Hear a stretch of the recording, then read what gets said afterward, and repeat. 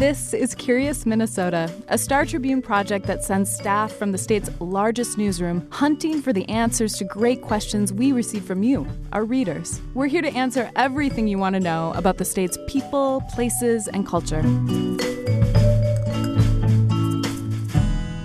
Welcome to Curious Minnesota. I'm your host, Eric Roper. Have you ever wondered what happens after you flush a toilet? Where does all that dirty water go? I know, it's kind of a gross topic, but daily life in our region would literally grind to a halt without the complex web of pipes and treatment plants that purify our poop. And it's pretty complicated stuff, actually. Yet we get to take this process for granted every day simply because it works. Our sewage isn't spilling into lakes and rivers, which still happens in some parts of the country. And the cost per resident to maintain and operate all this wastewater infrastructure is pretty modest compared with other places. One of my favorite things to write about as a reporter are all the hidden systems that make modern life possible. So it's no surprise that I get very excited whenever I get to write about wastewater. That's why today it's a special episode of the podcast. We're devoting the whole show to this smelly topic, and it's just me talking about all the things I've learned about wastewater in my years covering this for the Star Tribune. Let's kick things off with a question we received in January from David Piper. I live in South Minneapolis, so I'm just curious about what happens when you take a shower, go to the bathroom. Where does it all go? Does it end up in the Mississippi or some other space? And in what kind of condition is it in when it enters the next body of water, if indeed it ever does?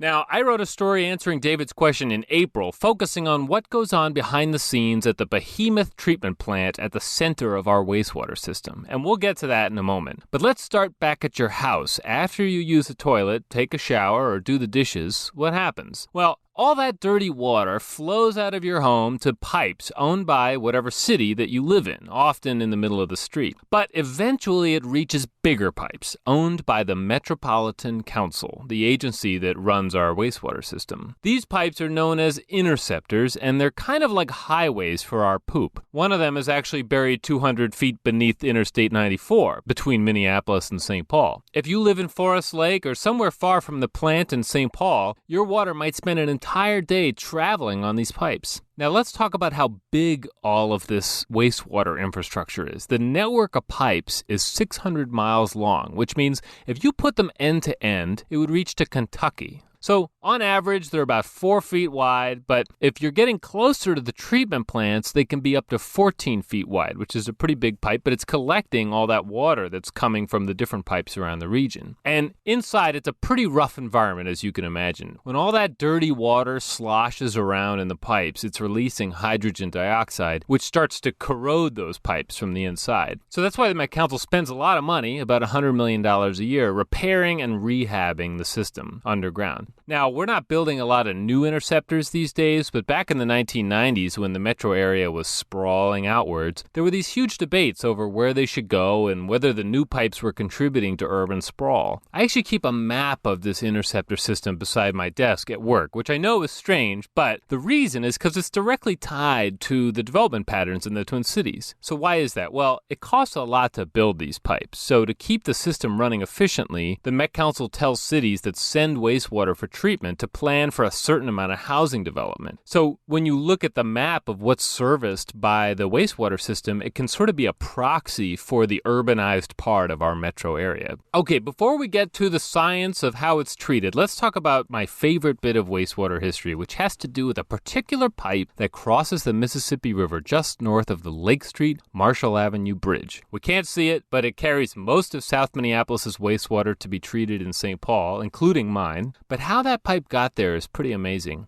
In the 1930s, divers wearing lead shoes, lead belts, and those old-fashioned metal diving helmets bolted 48-foot-long, 20-ton pipes together in thick mud at the bottom of the Mississippi River. All that work was done using compressed air wrenches. And there's pictures of this, and I'll link in the show notes to a really interesting little photo essay of what this looked like. But here's how the Minneapolis Tribune recounted the experience of a diver in 1937. Quote, "In the first place, the water is so dirty it is impossible to see more than 12 inches, even with the aid of a powerful light. And it isn't easy to feel one's way around, lugging air wrenches and other paraphernalia, and it's still harder to work with heavy apparatus needed to move the several tons of pipe into place. Also, the bottom of the river isn't the warmest place in the world in October, even with a heavy diving suit on. And yet we still use this pipe every day. Isn't that amazing?" So, where does all the water go? Well, for about 70% of the Twin Cities, our waste flows to the southeast corner of St. Paul, to the Metropolitan Wastewater Plant, which has been humming along for more than 8 decades, 24/7.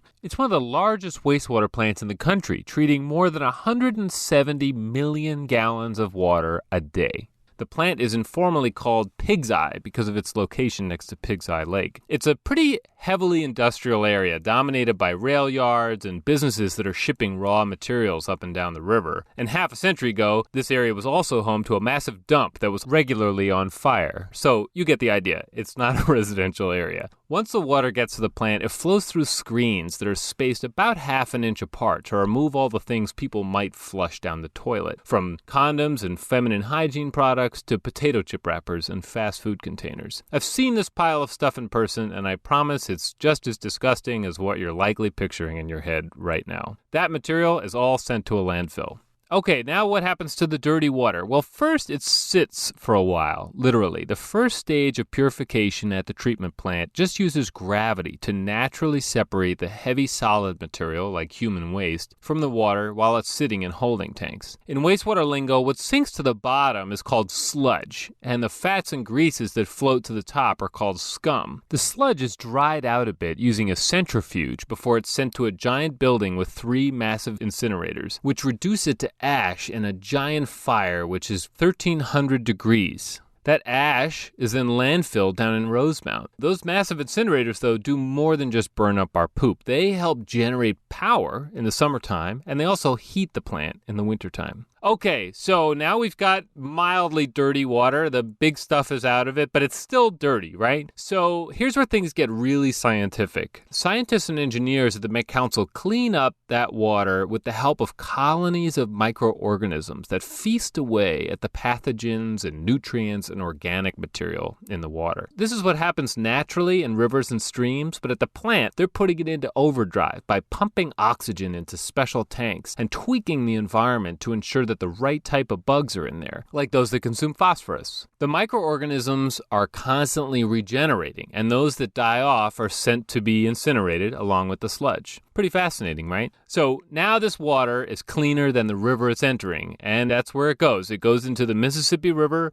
and sometimes in the summer months it gets sort of a bleach treatment to get a little bit of a disinfectant, but basically it's very clean water. Now, it's not clean enough to drink, which is a question that comes up occasionally. You would want to send this water through a drinking water plant, such as Minneapolis, for example, takes its water from the Mississippi River upstream of the Metro plant, and there are special filters, carbon filtration, and things like that happen at that plant to get it to a level where it's acceptable to drink. So the Metro plant is just one of the council's 9 plants, and the other ones are much, much smaller than the Metro plant. And most of them do not incinerate their sludge. Some of them send sludge to the Metro plant to be incinerated, but others have interesting ways of disposing of the sludge. So in the Lake Minnetonka area, for example, that sludge is actually pelletized to make fertilizer. That's after it's passed through an anaerobic digester, which removes pathogens. And something similar happens at a plant in Dakota County, where the sludge goes through the digester to remove pathogens, and then it's left out to dry before it's actually applied directly to farmland. So one issue with the incineration is, well, what do you do with all this leftover ash, right? You certainly reduce the volume quite a bit, but there is still ash that remains after that process. State agencies have been studying what to do with our leftover wastewater ash since at least the 1980s. One report in the 80s concluded it could be used to make asphalt or concrete for building roads, though it's unclear how often that ever happened. If you looked at our wastewater several decades ago, it would have had a much higher metal content because that was before tougher regulations on industrial waste. Now, here's one of my favorite wastewater anecdotes. In the 1980s, there was a Nevada-based company that wanted to mine our wastewater ash for gold and silver and other precious metals. So we paid them to take it away and shipped on a train more than 200,000 tons of wastewater ash to a former munitions depot in South Dakota. But then the company went bust, and then South Dakota, like state officials, were left trying to find a way to bury all of that Twin Cities wastewater ash. More recently, though, and I've written about this, researchers at the University of Minnesota have been sprinkling it onto fields to see if it can be effectively used as a fertilizer. Now, remember, it's not like that sludge that's being directly applied in Dakota County. This is just the ash at the end of the process, so they're doing studies to see, what kind of nutrients that adds to soil. The last fun fact I want to share about wastewater has to do with odors, which is a natural thing to discuss when we're talking about wastewater. Across the system, the Met Council occasionally has to release pressure from the pipes, and where they do that, they have these odor control units to help ensure that the air doesn't stink up all the neighborhoods. But to make sure that those are working correctly, they literally bag the air and send it to a facility in St. Paul where people who are trained in detecting smells sniff it using a special machine. I spoke to a Met Council staff member about this once, and she described the smells they don't want to see. Quote, what you're trying to avoid are the putrids and the vomit and the sewer and those types of things. That's when we know there's a problem. Okay, that's it. You made it through my ode to the wastewater system, which earns you a virtual gold star from me for being a truly curious listener of the podcast. Is there something else you'd like to learn about? Drop us a line at curious@startribune.com. Better yet, record the question using your smartphone and email it to curious@startribune.com. And if you know someone who you think might like this show, or maybe this episode in particular, please share it with them. We'd really appreciate it. I'd also appreciate any feedback you have about this episode or the show in general. You can send those to curious@startribune.com. Thanks so much. Thanks for listening to Curious Minnesota. We want to hear from you. Ask questions and read more stories online at startribune.com/curious. Our show is recorded at the Star Tribune's headquarters in beautiful downtown Minneapolis, and our music is produced by Matt Gilmer. If you like the show, please rate us on iTunes or leave a review. And until next time, stay curious.